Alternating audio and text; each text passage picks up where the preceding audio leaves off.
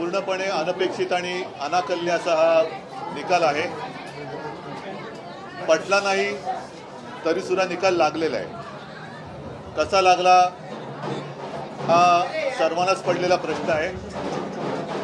तरी देखील जे जिंकले त्यांचं मी अभिनंदन करतो आणि ज्यांनी प्रामाणिकपणाने महाविकास आघाडीच्या उमेदवारांना मतं दिली त्यांना मी मनापासून धन्यवाद देतो।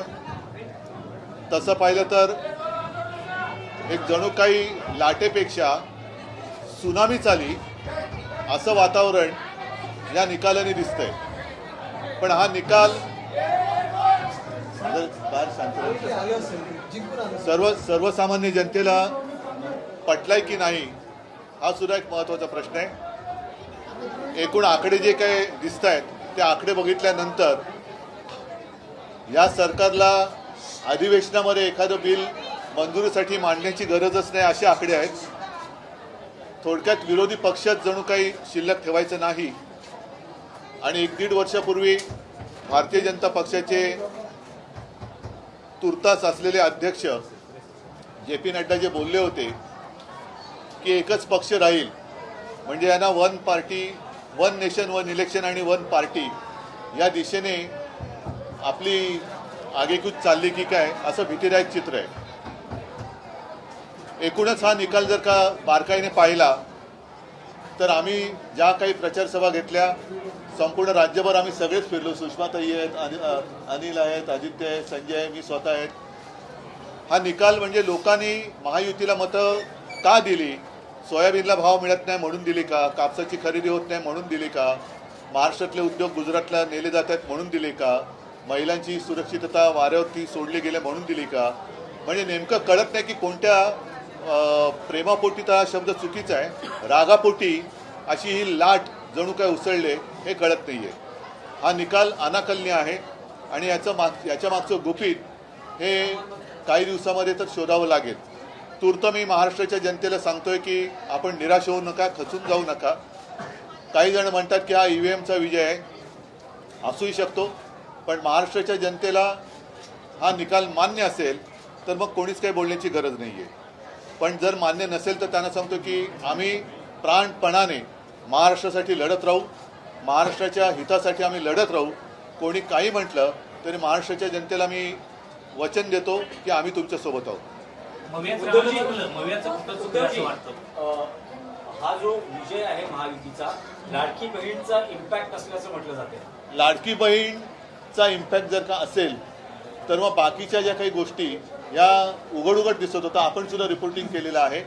मी तेच म्हटलं ना की सोयाबीनला भाव नाही आहे, कापूस खरेदी होत नाही, शेतकऱ्याच्या डोक्यावरती कर्ज चढलेलं आहे, बेरोजगारी वाढते आहे, महिला असुरक्षित आहेत, ह्या अशा अनेक गोष्टी, बेकारी वाढते आहे।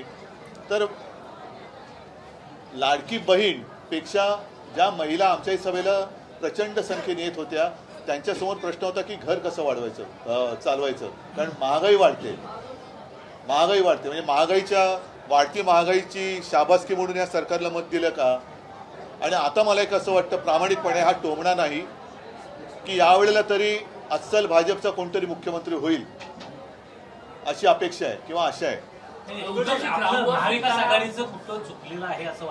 महाराष्ट्र विकास आघाडीचं आम्ही फार प्रामाणिकपणाने वागलो हे चुकलं की काय असं मला वाटते।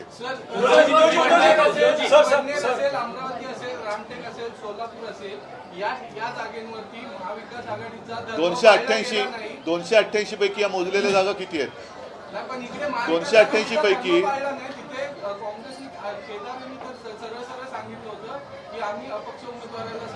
बरोबर आहे, पण 288 पैकी या जागा किती आहेत आणि अशाच काही जागा या त्यांच्याकडे पण आहेत। पण म्हणून मी म्हटलं ना की अशी लाट उसळले असं काय नेमकं यांनी काम केले ते तिथे दाखवा ना। पण आणखीन एक गोष्ट अशी आहे की ठीक आहे, आता ते जिंकलेले तर आहेत, त्याच्यामुळे त्याच्यात मला त्यांचं अभिनंदन करण्यामध्ये मला कुठे कद्रूपणा दाखवायचं नाही आहे। मी त्यांचं अभिनंदन करतो आणि आता निवडणूक आयोगाने स्थगिती दिलेली लाडकी बहीण ही योजना पूर्ववत चालू करून त्याच्यात 2100 रुपये दर महिना ते द्यायला लागतील। शेतकऱ्यांचं कर्जमुक्त ते लवकर करतील आणि जी काही त्यांनी आश्वासनं दिलेत ती नंतर कोणी बोलू नये की असा जुमला तर निवडणुकीच्या वेळेला करावा लागतो। या सगळ्या आश्वासनांची पूर्तता त्यांनी लवकरात लवकर करावी अशी माझी मागणी आहे। Registration जे झालं, आघाडीसाठी ग्राउंडवर येताना महाविकास आघाडीसाठी पोषक वातावरण दिसत होतं आणि इतका बदल अचानक लोकसभा निवडणूक झाल्यानंतर अवघ्या काही महिन्यात हाच एक अनाकलनीय बदल. आणि मला असं वाटतं की करोनाच्या काळामध्ये कुटुंब प्रमुखापर्यंत प्रमाणे माझं ऐकणारा महाराष्ट्र हा माझ्याशी असा वागेल याच्यावरती माझा विश्वास नाही आहे. कारण मी जे जे सांगत आलो त्याच तळमळीने याही वेळेला मी महाराष्ट्राला मनापासून तळमळीने सांगितलं होतं. आणि असा हा माझा महाराष्ट्र हा असा वागेल याच्यावरती माझा विश्वास नाही आहे.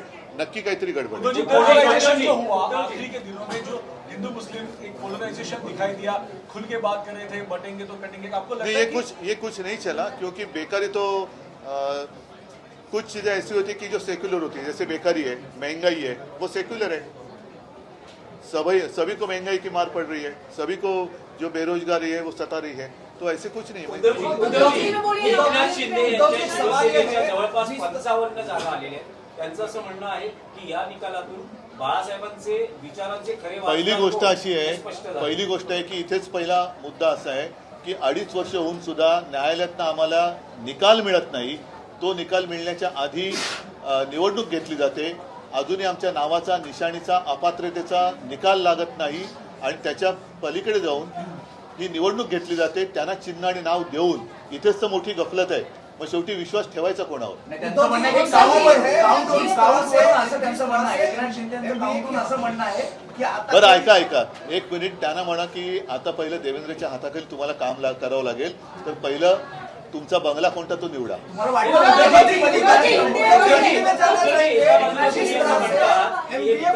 नाही, अनाकलनीय आहे. नाही, मी निकाल मान्य नाही म्हणजे अनाकलनीय आहे आणि अनपेक्षित आहे. पण लोकसभेचे निकाल मात्र इंडिया आणि महाविकास आघाडीने स्वीकारले होते. हो, तेव्हा EVM चा मुद्दा म्हणून नव्हता, हा असं निकाल म्हटलं जरी जातं. अनाकलनीय आणि अनपेक्षित असला तरी नाईलाजाने तो मान्य करावाच लागतोय ना.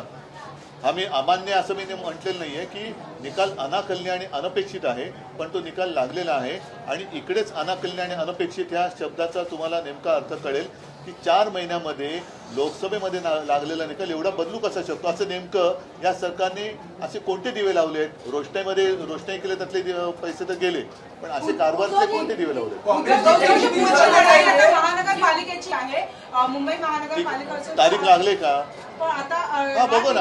काँग्रेस वाटते का नेत्यांशी तारीख किंवा शरद लागतील? पवारांशी बोलणं झालं का? कारण या काँग्रेसचे निकालात दिग्गज नेते बाळासाहेब थोरात, यशवंती हो. ठाकूर हे दिग्गज शरद पवारांशी किंवा मग काँग्रेसच्या बड्या नेत्यांशी नाही, अद्याप बोलणी झालेली नाहीये. मी आता पहिल्या प्रथम आपल्याशी बोलतोय आणि आपल्या माध्यमातून मी जनतेशी बोलतोय.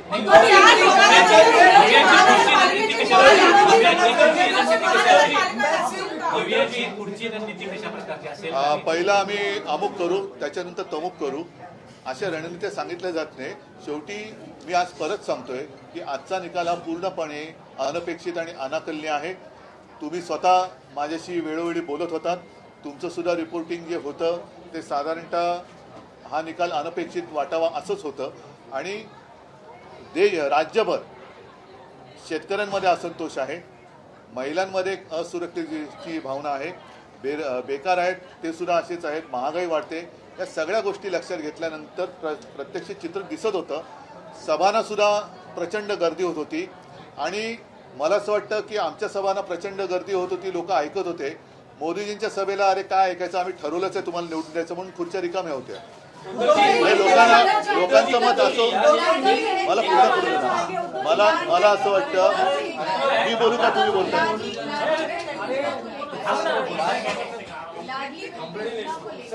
हा, नाही, मला असं वाटतं की आमच्या सभांना प्रचंड गर्दी होत होती. आमचं भाषण पूर्णपणे ऐकत होते. मोदींच्या आणि अमित शहाना तर नंतर सभा घेण्याची गरज लागली नाही, कारण लोक म्हणत होते तुमचं ऐकायची गरजच नाही, आम्ही तुम्हाला मत द्यायचं ठरवलंच आहे, म्हणून त्यांच्या खुर्च्या रिकाम्या पडलेल्या होत्या. मग लोकांनी एवढं पक्क केलं होतं का की यांच्या सभेला जाण्याची गरजच नाही, यांचं सगळंच पटलं आम्हाला. म्हणजे रिकाम्या सभांचे व्हिडिओ, फोटो सगळे येत होते. त्यांचं भाषण चालू असताना लोक सभा सोडून जात होते. मग हे लोक अर्धवट भाषणं त्यांची ऐकून मतं ठरवत होती का? हा एक संशोधनाचा विषय.